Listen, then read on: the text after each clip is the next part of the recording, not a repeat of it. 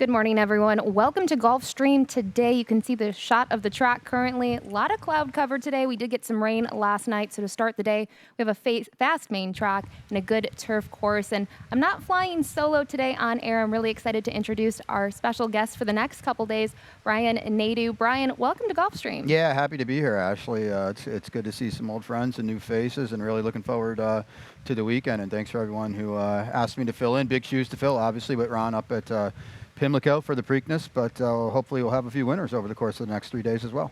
Hopefully so. He had a big weekend last weekend with those Rainbow Six tickets, so big shoes to fill for all of us with our tickets today. We have a couple things to touch base. It's Friday, so we have 10 races here at Gulfstream Park, but also that means it's the return of the Stronach 5. You see the slate on the screen right now. We have two races from Pimlico. They're the bookends, leg A and leg E of the sequence. Starts off with the Pimlico Special and ends with the Black-Eyed Susan. But don't worry, there's still a race from Gulfstream Park. That happens to be race 10.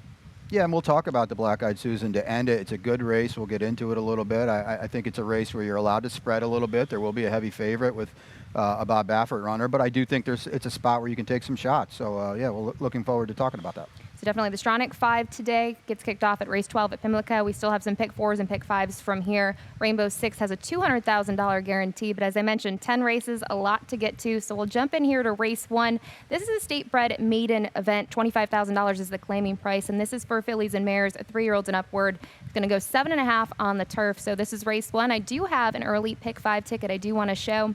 In this opener, I decided to spread. I think the logical two, in my opinion, were the number 1 at Chips and Salsa and the 3 at Dan's a Tale, but I also tossed a little bit of a price in there. That's the number 5. I also spread in race 2 today. This is a 2-year-old race. You never know what's going to happen. It's 5 furlongs on the dirt. I used 3 horses in here, one of which has a start under his belt. That's the number 2, Merlin. I also used Papa Cap and the number 6, Whiskey on His Lips. Race 3, I just go too deep in this race. This is a event on the main track at a mile. It's a starter optional claiming event. Race 4 also went too deep in here. I think a lot of eyes are going to be on the number 2, Fear the Deer, but also tossed in the number 7, Mr. Einstein, making the second start for his current connections. And then to wrap things up in that last leg, I think there was a key scratch in here of the number 10, Unprecedented. So I used 2 horses in here, which makes my ticket $36 total. Specifically looking here at race 1. In our selections, I'm not sure which direction you went on top. I don't think we agreed. We flip-flopped here. I had a feeling about this. I used Chips and Salsa on top, but I know you have some interest in Dan's a Tale. Yeah, I mean, I think they're the 2. It's just a matter of what order you put them in. Dan's a Tale with the maiden special weight drop now today in for a tag. I think it is the biggest drop in racing. So I would expect her to, put her best foot forward. 3rd start of her career in the form cycle. But obviously you went Chips and Salsa, and I think she's either the main danger or the one to beat. It's just a flip of the coin. She draws well. You want to be inside at this trip, and she stretches back out too. The thing I looked at too, Chips and Salsa, she's had a couple more opportunities and still hasn't gotten that maiden score. When you look at Dan's a Tale, now only trying the turf for the second time and a slight cutback. I don't think that's a bad move for this one. The connections do quite well here. Gilbilter Zerpa, the trainer of Dan's a Tale. But I went to Chips and Salsa just looking at some of her races. She's been closer to the pace. Last time out, though, at the $16,000 level, that was against Open. Pretty far back early on, made a nice late move, missed by half a length. That was going 5 furlongs. I'm not sure she's a 5 furlong turf sprinter, so I'm going to give her the benefit of the doubt here and use her on top. And from here, we both use the 4 a little bit, but I see you have an interesting horse, the number 9. That's all she wrote. Well, the only thing interesting to me, there doesn't appear to be a lot of speed in here. And with Paco named, you would think it's a send mission. She ran a big number last time on the Thorograph, so I think she might be in play a little bit more than maybe the buyers say. And if she does get loose, if she gets brave, maybe she could spice it up. But it's another reason I think Chips and Salsa as well up close is going to be right there.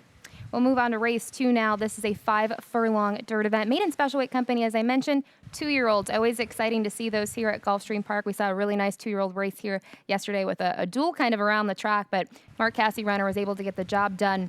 When we look at this field, we're kind of in agreement all the way across here. A Stone Cold Super. I think for me, when I looked at Papa Cap, the number 3, Edwin Gonzalez had such a big day here yesterday at Gulfstream Park. Won the 2-year-old race aboard the Cassie runner, which was pretty impressive. But I was also intrigued by the pedigree, looking at Papa Scat on, as the mare. But Gunrunner just had his first winner a couple days ago at Churchill. Yeah, and I think the other thing here too, Ashley, is Papa Cat. And you look at these works with the winner yesterday, Laurel Canyon. They match up exactly with that runner. So I don't know if they worked in company, but I'm pretty sure they did. And the works here on Papa Cat on the 17th and 23rd really buried Laurel Canyon, who was favored yesterday. They bet her down. I know Pete mentioned it was the strongest 2-year-old race of the meet. So it kind of speaks to maybe Papa Cap a little bit. As you mentioned, too, Gunrunner might be a little precocious. He's had some nice ones already. He has. And the next horse we go to is Merlin, just directly to his inside, who, when I looked at the pedigree, has 2 full siblings, one of which is a pretty nice little horse in Pennsylvania by the name of Genghis.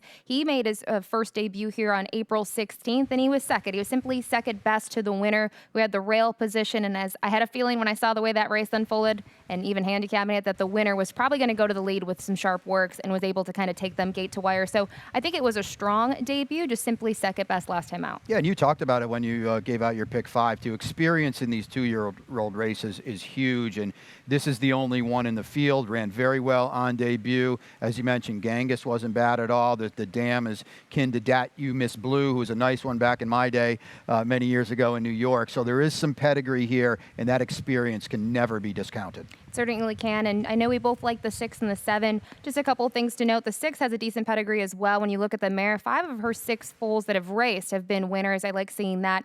Has some interesting pedigree as well, because you see the trainer, Carlos David, just had a horse that's a half-brother to this one, an older half-brother, who trains, that broke the maiden last week here, just about 2 weeks ago or so. Pretty nice performance from that one to score that maiden victory. And another pedigree I thought interesting to note is the David Fox runner, the number 7, Big and Classy.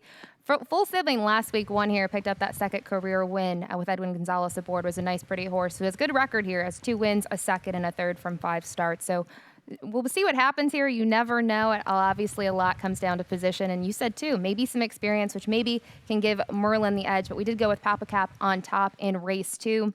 Then things, I think, from here start to get a little bit more even interesting on the card. Race 3 is a starter optional claiming event. This is going a flat mile on the dirt. And we're kind of all over the place here. I'll let you kick it off here because I know you have a replay you want to show of the number 4, Kazanzo. Yeah, and it's that type of race, isn't it, where you're supposed to be all over, because I think whoever you think might be the horse to beat isn't necessarily better than anyone else. We'll take a couple looks, replays here. I don't normally get too hot and bothered by the start, but you look at Kazanzo here, clearly had his head turned and then dropped way back, so that was obviously problematic. That was on the 18th, and he's now way back. And now we'll look again here. He's the 4. In his last start, and again, he gets sandwiched a little bit. It's a big bump there, takes him out of his game a little bit. So I'm a little forgiving from those 2 efforts, because I think early on, Ashley, he was put in spots that he didn't really want to be. So let's look at maybe the last truest race on his form. It was 3 back. It was a good third. He comes out of some good races, too. I mean, you look at Hercules, dropped Anchor, horses like that. So I look at that race 3 back where he was a good third, and I think that might be the type of trip he wants today if he can finally get off to a good beginning. And if that's the case, he's probably sitting off what could be maybe a duel between the 1 and the 3, and it might have him in the right spot. And it's interesting that you show those replays, because when you read the run line, you see bumped at the start, and that could mean a bunch of things. It could be a mild tap, but that's where the rider actually, you can see he lost his balance, right? There was a big shift there. So I think those were great replays to show. I didn't use this horse. Maybe this will give me some more consideration watching those replays. The horse that you use next in your second spot is the horse that I use on top, Alabama Slammer out of the Georgina Baxter barn. Barn has been doing tremendous things here. I mentioned it yesterday on the show. She won 3 races on Sunday. Pretty nice performances, striking at 28% here for the spring-summer meet. But looking at this one, who has 2 wins under her belt, looking at some of the other fields, they only have 1 win under their belt. I thought the win last time out, yes, it was at Tampa going 7/8, but this one was forwardly placed. They won a decent clip, in my opinion, for the 7-furlong distance, and simply was much the best in the end. But interestingly enough, you see that 6-length margin. It was actually a dead heat for first. So these top 2 were kind of battling it out around the racetrack. Yeah, and I'll tell you what, if this one catches a flyer at the start and he does clear, he might not come back. And I'm with you totally. The barn is so good regardless. And if this one, can clear over a speedy track, could be tough to catch. I believe in the Tampa races. The last one, certainly a breakthrough. If he can move forward, he'll be very tough. We mentioned the speed. The horse on the rail, the number 1 Grand Wiser, also has some early foot. Broke the maiden last time out while in for a $16,000 tag here, going 7/8. Pretty dominant winner there. And certainly has kind of improved with each start under his belt. Yeah, and faces winners for the first time, but the last one was definitely by far the best. As you mentioned, moving forward in every start, has only run 3 times, so there's still plenty of upside here. Working out a trip or what the trip might be from the rail could be a little problematic, I think. Yeah, this is a race I thought you had to spread in here because there's a lot of potential situations that could develop. Wasn't really sure what'll happen, so we'll find out a little bit later this afternoon. We'll now turn to race 4. This is 12-5 maiden claimers going long on the turf. They're going to go 1 1/8 miles. Looking at this field, I think we're kind of in agreement in the top 3. In my opinion, I'll ask you, Brian, the number 2, Fear the Deer, kind of stood out a little bit. Yeah, I think so, Ashley. And if you're playing this early pick 5 or early pick 4 on a budget, this is probably the most likely single in the sequence. Basically, all 4 of his last races are better than what anyone else has done, and he's only run 4 times, so he's still moving forward a little bit, dropped slightly in class, has run well at 1 1/8 miles. I think that's very important too. Draws inside, tactical. Just to me looks like probably with the scratch that we'll talk about later on, arguably the most likely winner of the day.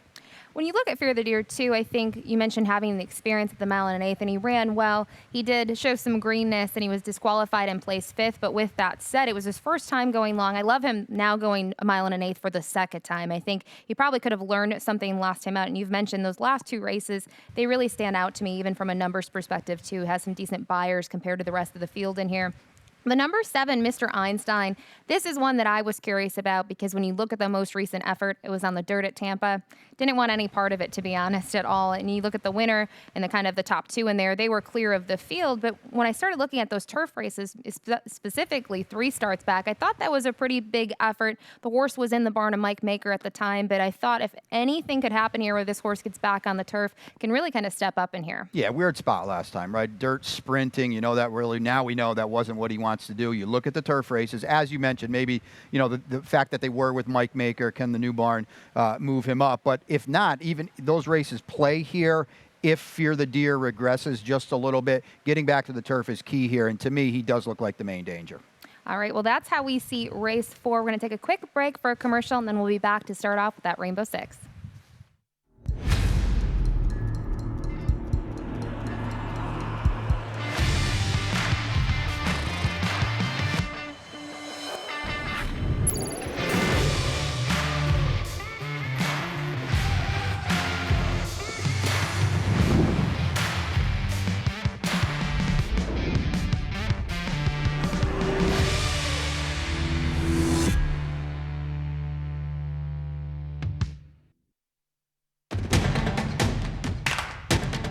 And they're off. Second in the 2-path.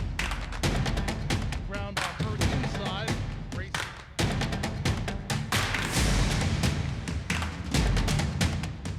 A 1/4 mile to go, and he's 6 yards out. It's last of the 12 as they roll into the backstretch.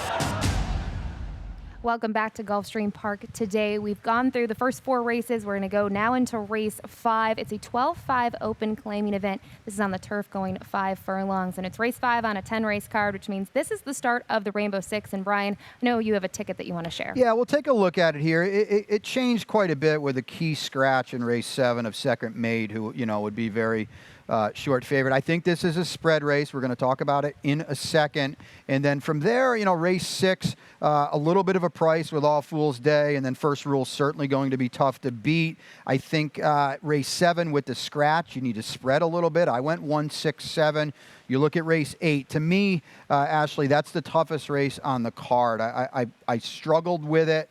And I wanted to spread. I wanted coverage in there, and just to hope I can get through if I'm lucky enough to be alive. And then race 9, which I thought was very tough. Then we get a couple scratches, so I go 3, 4, 6 there. And I'm kind of lucky because one of my strongest plays of the day, Ashley, is in the get-out leg, and that's Malroy. So we'll show that replay in a little bit. But I'm somewhat fortunate in that I can have an anchor at the end, which allows me for a little more coverage and maybe some of these legs. Certainly race 5, definitely race 8, that I think are a little more difficult, maybe a little more off the wall. Kind of looking at your ticket, I like the strategy, singling in the nightcap here. In race 6, I'm intrigued too. That I know you like All Fool's Day. That's the one horse in there. I have some interest in this horse who's 6-1 morning line. So we'll talk more about race 6 in a minute, but let's backtrack and get into race 5 here. Mentioned this is a 5 furlong turf event, 12-5 open claimers, 3-year-olds and upward. And when I looked at this race, we're flip-flopped here. This is what always happens with Ron and I. So hopefully, I don't know, hopefully I'll be luckier. Whenever he has the horse on top, it usually wins, and I don't. So in here, I went to the 11 Station Rock. The last win for this one was back in 2020 at a track that everyone knows is important to me, 40-area racetrack. But it was a pretty big effort sprinting on the turf there. Those non-winners of 2 in the year, 62.50 claimers. But if you look at his races since then, I'm going to tell you, the waters he's have been in, they've been deeper waters, but he still holds his own. Thought last time out he had a really game third place finish, beaten by half a length while in for the $16,000 tag. Now's dropping for 12-5. When I combine that with the fact that this is going to be first off the claim for Jorge Delgado, who strikes at 31%, I really like what I see here. Certainly needs to get that win here at Gulfstream Park over the turf course, but he's 4 for 5 in the money, and I see you have some interest in him as well. Yeah, I mean, he's a major player. The scratch of unprecedented was a big deal as well. Takes a little bit of the speed out of the race, I think. But yeah, Station Rock, as you mentioned, 31% off the claim. If it falls apart, he's going to be the one to pick up a lot of pieces. Bill Theranos does a good job up at Woodbine. Claimed this one last time. Delgado did, and I think he can move him up. Slight drop in class as well. So yeah, Station Rock is a must-use if you're getting involved. And you'll use the number 4 Marcelino on top, who I have for second, who's a 5-time winner locally on the turf course here at Gulfstream Park. So all of his wins have been here on the grass. And I know you had interest in showing a replay from him. Yeah, we're gonna take a look at it. And as you mentioned, 5 for 16 here, 0 for 12 everywhere else. But we'll take a look here. He's down inside. He is the one horse. And, you know, it just says mild rally 2-path. And you know, I think there was a lot more going on here than just mild rally 2-path. He's out of the picture right now, but he's going to come up on the inside. Flying early is Apache Brave. You're going to see him come up a little bit. So here he is down on the inside, and he's going to have a little bit of a troubled trip here that really it doesn't pick up on. So let's take a look at him here. He's off the far turn. He's down inside. And now the trip really starts. Nowhere to go there. Checks up a little bit. Now he's coming in between horses. And we know we're only going 5 furlongs, Ashley. And so, you know, when you check up at a pivotal time like that, I think it's very, very important. Now, would he have won? I don't know about that. He was still beaten relatively comfortably. But I think with a smooth trip, he's probably there on the line. I think today he's a lot like the 11 Station Rock, and that he's going to come from off the pace a little bit as well. And it's Georgina Baxter off the claim, and we can't overlook that. As good as this barn is, she's only claimed 4 for 8 off the claim. So I really like the fact that she's, you know, she picks her spots. And obviously Marcelino is something, she saw something she liked. I would think she's going to move him up. If that's the case, I think he's got a big, big chance in here. Yeah, you mentioned she's very selective with her claims, which is nice to see. She's not claiming everything left and right. She looks like she takes her time with that. And I think you brought up a great point with this horse last time out. It was a trouble trip. I always mention the same thing that you did. 5 furlongs. If there's something key that goes wrong, you don't have time to recover, especially at that point in the stretch when this horse is really hitting his best stride. So I used him in here. I used him in that early pick 5 because I still think he's a major contender to get the job done in here. And from here, I know we both use the 2 and the 5 Frenchman Street, and the number 5 is Vision Perfect, but we're both looking for minor shares for both of them. Yeah, certainly they're players, but like you said, I think we're comfortable for 11 here. We'll move on to race 6. It's a $20,000 maiden claiming event for 3-year-olds and upwards, going 6 furlongs on the dirt. We have the same horse on top in here, and that's the number 5 First Rule. Not much value on the morning line at 8-5. This one's out of the George Weaver barn, who had a strong debut at this level on April 16th and was closing late to be beaten by a length and a half to a first-time starter out of the Ron Spatz barn, who I thought was pretty game in that performance. Yeah, you know, 9-2 that day, so took some money. I like seeing that. A big second. George is 22% second time out with maiden, so you would expect this horse to move forward. If you want to nitpick a little bit, they paid $180 for the horse, debuted at 20, back in at 20 off such a good run, but with this outside attack post as well, I think First Rule is going to take a lot of beating in here. You next turn to a horse that I use a little further underneath, but still interested in. The number 1, All's Fool's Day, is going to be piloted by Wilmer Garcia. Had a huge second place finish last time out at Tampa that was going today's distance while in for the $16,000 tag. What stood out to me, obviously, was the buyer figure. That caught my eye at first, but watching the replay, I think it was a pretty game performance overall. I mean, the buyer jumps off the page. As you said, he runs a 70 that day. You kind of say, well, where did it come from? Well, it was the first time with Lasix. You know, he ran off the layoff in March. Then he tried the turf 2 turns, didn't work. So maybe you can take that effort at a little bit face value. The rail's a little problematic. We should get a decent price, though. They might not believe in that race, and especially the fact that it was at Tampa Bay Downs. But I do think he's a player in here, Ashley, and I think, you know, he's 45-1, he was chasing dueling last time. That probably puts him on the lead here. I think that does too. And you combine that with the rail draw, he might just try to get sent from the gate by Wilmer Garcia. The number 3, Dream of Warrior, out of the Juan Avila barn. This one started the career sprinting on the turf. Last time out, tried today's distance on the dirt. And the Buyer wasn't a huge performance, but I guess the result of the race was second, beaten by 4 lengths behind Creative Cloud, and that was against $35,000 maiden claimers. So my logic here, dropping in for the $20,000 tag, Edgar Zayas, who's red hot lately, still in the saddle. So I think the connections speak well, and now the drop in class should help too. Yeah, he's a big player too. He's a little slow on figures regardless of what you use. But like you said, he drops in class, very tactical, should be involved throughout. So yeah, if you're going a little bit deeper, I think you have to use him as well. So that's how we see race 6. Race 7 is the start of the late pick 4. This is a 7.5 furlong turf event and allowance optional claiming. Looking at this field of colts and geldings, I thought it was a competitive field overall. I do have my late pick 4 ticket to show in here. Went to 2 horses in here. There was a huge scratch of the number 3 second made out of the Mike Maker barn, excuse me. It was coming out of some stakes races and a pretty nice horse overall. So I think this had to kind of change things in terms of the late pick 4. I had to change my ticket a little bit. I used the horse on the rail, the number 1 Dominant the Moment. I also used the 7 Zap Daddy. Race 8, I know you mentioned this is a very tough race. I did spread in here. I used 3 horses, a lotto, as well as the number 5, Citizen West, and the number 6, the Red Man, who I really like in that spot. Race 9, I spread as well. I used 3 horses in here. I was torn between kind of 2 horses in general, the 1, Foolish Heart, and the 3, Mon Petit Chou, but also used the 4, Princess Secret. And finally, the last race on the card today is on the turf. As always, I feel like it's a 5 furlong turf event, and I went 3 deep in here. Didn't have too strong of opinion. I used the number 4, Royal Asset, the number 7, Malraux, who I know you really like as well, and then the 10, Grand Malbec, who's coming off a pretty game second place finish last time out. So that's how I see the late pick for a $27 play. We'll dive more into this race, though, in race 7. Curious to see what direction you went into. Kind of the horse I used on the bottom, so I'll let you kick it off, Brian. Yeah, I mean, it kind of got blown up, right? I was scrambling with the Rainbow. I know you were scrambling a little bit to redo your late pick 4 because obviously second mate was probably going to be odds on. He comes out now, so I admittedly scratch into this pick of Complex System. Not a lot of speed in this race, Ashley, and I just wonder if maybe off a 5 furlong turf sprint, if Complex System is sent for Mr. Louis, who claimed this one for 40, 3 back from Robert Trask. Maybe he's sent. Maybe he gets brave a little bit of what's now a very solid field, but there's no real win machines in here, and I think he's lightly raced. He's stretching out over a turf course that we know can play a little speedy. Maybe he gets brave at what could be a decent price. You mentioned he does have some early foot. We didn't see that last time out. It was his first start in 3 months. And why is that? He had problems at the break. He really kind of was compromised at the start. I used him that occasion. I used him a little further down on my ticket today, which might come back to bite me. But, you know, when he broke his maiden, it was a nice performance at the fairgrounds. It was scheduled for the turf, moved to the dirt. But before that, he was in some tough races in New York. So that's the reason I liked him on that occasion. I do use him underneath, but the horse that I went to just to his outside is the number 7, Zap Daddy, who's a 5-time winner in his career. 3 of them have come locally over the turf.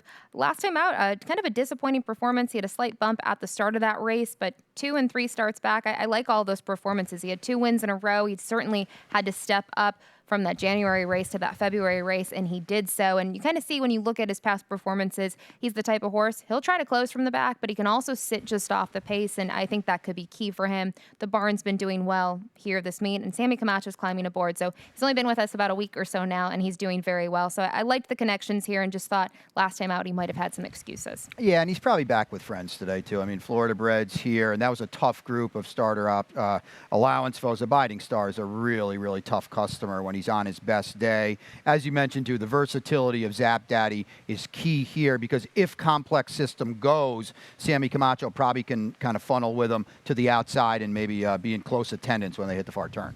And the number 1, Dominant the Moment, you use in the second spot as well. This one, Chantel Sutherland's going to climb aboard for the first time. Has a couple local wins here. Last time out, finished 3rd, but was moved up to 2nd due to a disqualification and kind of had to steady late.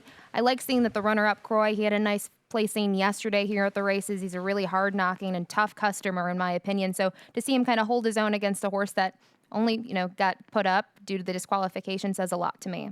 Yeah, we both have him in there, but the losses are starting to add up. So we both scratch up to him. I would assume the losses are adding up. But now with second mate out of there, he's a player in here. He's tactical. He's drawn well too. It's not easy with the scratch, and I do kind of think it's a little bit of a spread to kick off this late pick 4. Yeah, I had to spread here just due to that scratch. I know that was your single, I believe, that you were really banking on. So that did change things. We'll move on to race 8. We're still on the turf here. 5 furlongs, maiden special weight. I know you have a lot of interest in this race. Thought it was kind of a tough sequence. You kick it off with the number 5 in here. Citizen West is your top pick out of Louis Rossell barn, who last time out finished 3rd sprinting on the turf for that first time.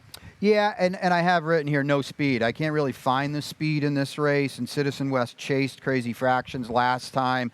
Mr. Louis likes to privately purchase horses, kind of tinker with them. He did that a lot at fairgrounds. Privately purchased this one from the West from Kelly Breen. Didn't work out in the mud 2 turns at fairgrounds, but he brings him here. Was an okay 3rd, a well-beaten 3rd, but I think he can move forward off that effort. He's the lone 4-year-old in the field, too, and I think, Ashley, on May 14th, I think that's a big deal. He's got a maturity edge on some of these horses, so I put him on top, but, I won't say it's a stab because he's going to be very well bet in here, but it's a spread race, as you alluded to. It is, because I think when you start talking about last time out, it was a good performance, but you're trying to figure out the pace scenario. When I see horses like the 3 Alado, who's 2-1 morning line, this is a horse I think he's had his fair share of chances, and if he beats me, he might beat me. I still used him on my tickets, but he's got 4 runner-up placings from 9 starts, and in his last 2, he's been second, and seriously can't seem to get it done yet. No, I think that's the perfect way to say it. We know who Alado is, and he's going to run his 65 buyer, and one of these days it'll be good enough, and maybe for the most part it's not. And now 0 for 9 with 4 second-place finishes. So, yeah, you've got to use him, but it's tough to really love him. Right, and I'll touch upon my top pick in here, the Red Man, the number 6 in here. Tried sprinting on the turf for the first time last time out in career start number 8, and I thought it was a good performance. He really hasn't stepped up numbers-wise, but it was a better finish. He finished second, and they're beaten by 2 lengths, and he was chasing a swift opening quarter and an opening half. We talked about the pace thing. In his mile turf races, he was forwardly placed in both of them. I thought I would have seen maybe a little bit more speed last time out on the cutback, but then again, they were going fast to begin with, so maybe a little too fast for him, but who knows what will happen here. I think the pace scenario is really going to dominate this race and really switch things up. So I agree. Race 8, a tricky one to handicap. We'll turn to the start of the late double here in race 9. This is a allowance optional claiming event on the main track at 6.5 furlongs for 3-year-old fillies, which there's a lot of conditions here. I won't go through all of them. Looking at this race, there was a couple scratches in here. The 2 Adios Trippies out of here, as well as the number 5 Dem a Wonder. Didn't really change my picks too much. We'll show our top 3 picks in here, but I don't have your top selection at all, Brian. So talk a little bit about the 6. Well, it's that kind of race, though, too. The scratches helped me. Initially, I was going to buy this race in the Rainbow 6, and I had to tweak it with the scratches, so I was able to eliminate a couple of them. Sweet Baby Raylan, I guess, Ashley, she's going to be a price, and whoever we think is the best in here, I don't think she's that far off of it. Off of them. She might get some pace help too. There seems to be a little hitting up front. And some of these gals I don't necessarily trust, and I'm not sure which way their form is going. So I took a shot at a price for a lightly raced runner that could trip out. With that being said, I used 4 of these in the Rainbow. When you look at Sweet Baby Raylan, too, I thought, interestingly enough, last time out, not a great trip. Had to go wide at one point, was kind of carried out. And then notice since that effort, that was all the way back in late March, some bullet drills, very fast works, 46-3 on April 24th here at Gulfstream Park, and more recently, 34-3, like a blowout workout on May 8th. So caught my eye. Hopefully it'll get us still of a price in here. Looking at some of the other ones in here, I went to the horse on the rail, the number 1 Foolish Heart out of the Carlos David barn. Gate to wire performance last time out, draws the rail again. It's going to stretch out a little bit from that 6 furlong win to 6.5 today.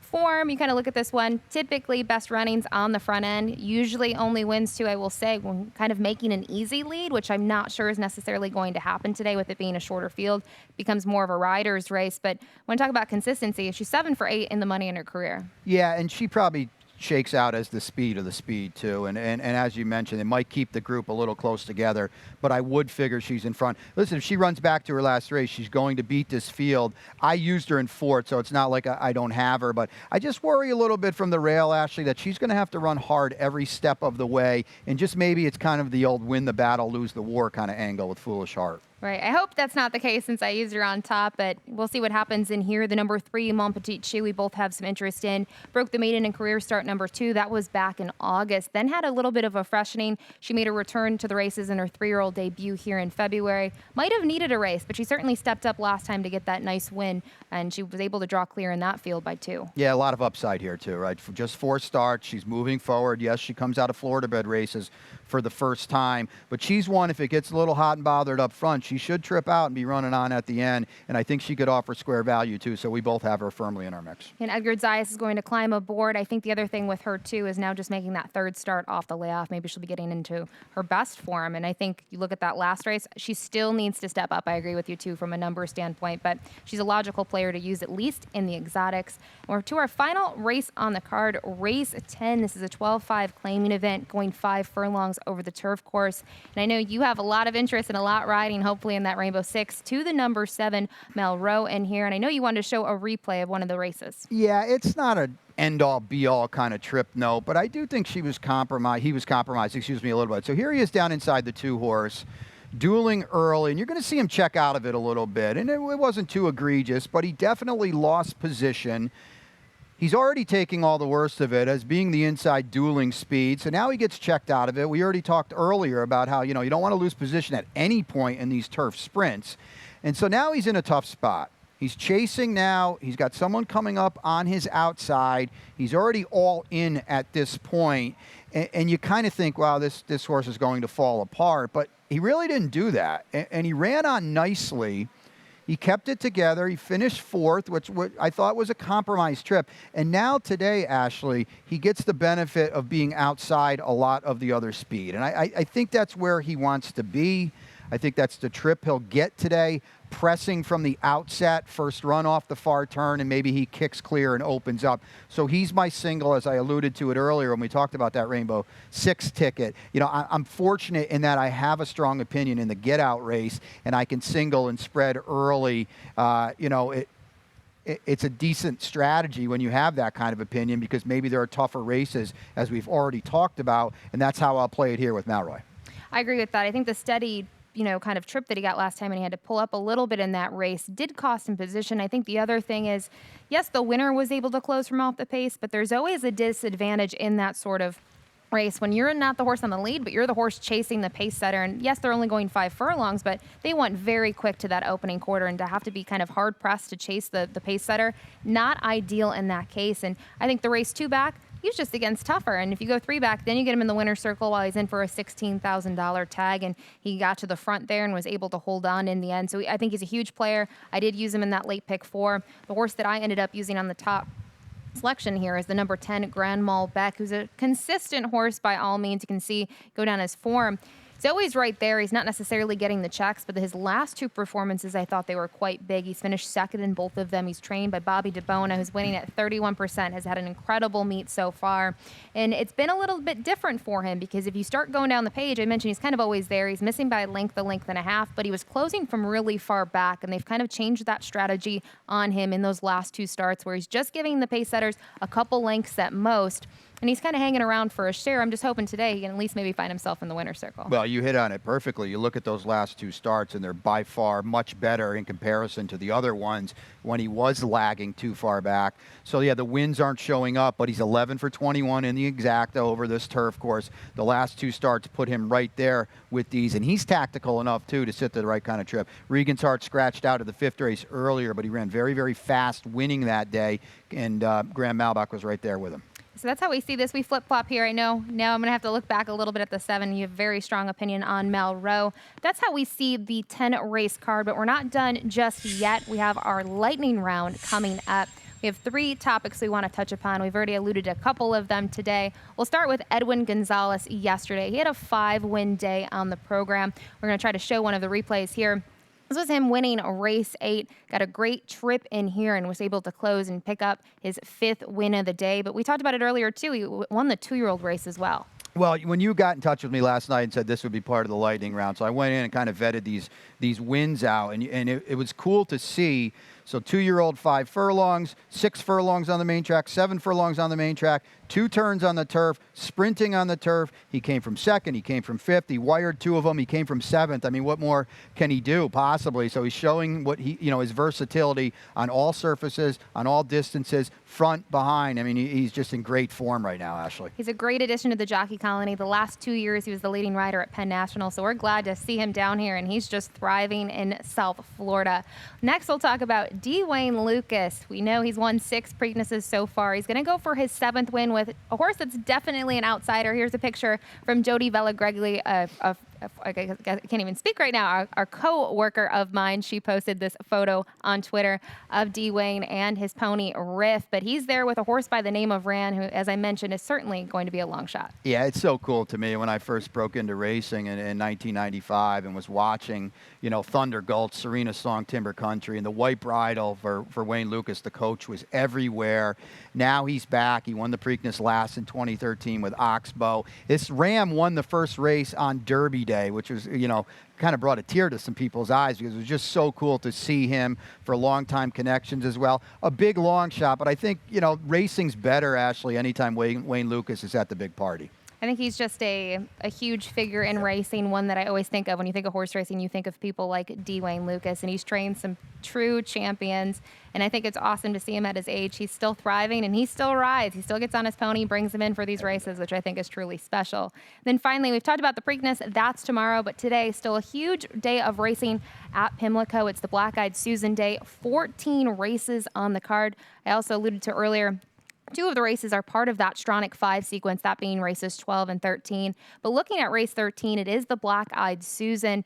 And kind of looking at our selections in here, we kind of agree with the top 2. We're going to try to beat Bob Baffert, and we both turn to the 9. Yeah, Adventuring's getting good, isn't she? And I kind of spent the winter with her at Fairgrounds, talked to Brad Cox quite a bit about her. Her mom, Questing, won the CCA in Alabama, both grade 1s at Saratoga for Kieran McLaughlin. So she's got a big time pedigree.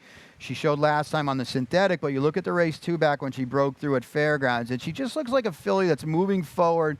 She's progressing. I think this 9 furlongs will really hit her in between the eyes, and I think she's a very logical price alternative to the favorite Beautiful Gift. I agree, and I think the thing with Brad Cox, he just does tremendous work with these 3-year-old fillies. We've seen it year and year for the last couple of years. He just does tremendous work, and I do think it's going to offer more value than the horse to the outside. And when you look at the field, Bob Baffert's runner just has really big speed figures that I think catches a lot of people's eyes. But kind of looking at your other selections, you also, I believe, use the Chad Brown horse and then the horse on the rail, which will definitely offer more value. Well, the Gazelle, it seems to be a pretty good race to me in New York. It was a weird race. It was kind of like a turf race. They crawled early, but, we know how good search results is. She ran tooth and nail with Malathat in the Oaks. And I thought the runner-up that day, she acquitted herself nicely, too. Maracuja, she was 7th in the Oaks. So I think those 2 fillies coming out of that race, a better race than maybe many people thought when it was run. I think they're players in here, and you talked about Beautiful Gift. I don't think she has to win, Ashley. I agree she's the favorite, and I think we both respect her. We both have her in 2nd, but I don't think she has to win. She's coming out of 4-horse races out in California. I know the horse that beat her last time, Suse. I know a lot of people thought she would have been a major player in the Oaks, but she's out wide today, very short price. So yeah, I respect her. If you're playing the Stronach 5, you probably should use her. I think we're both trying to beat her on top, though. Yeah, I got to try to beat her in here. I looked for prices underneath in terms of the trifecta because I think that's where things get a little bit juicier in terms of the tickets. If you like the 2 horses towards the outside, which also might not have the most ideal post, then you're looking for prices. So I also like the horse on the rail. Thought this one was intriguing. You mentioned the Gazelle. Big race, and to finish 3rd in that, not bad at all. So that's how we see the Black-Eyed Susan. That's going to wrap up the lightning round. We'll be back in a couple minutes to kick off today's races. We're going to turn upstairs shortly to Pete Aiello to get the scratches and changes.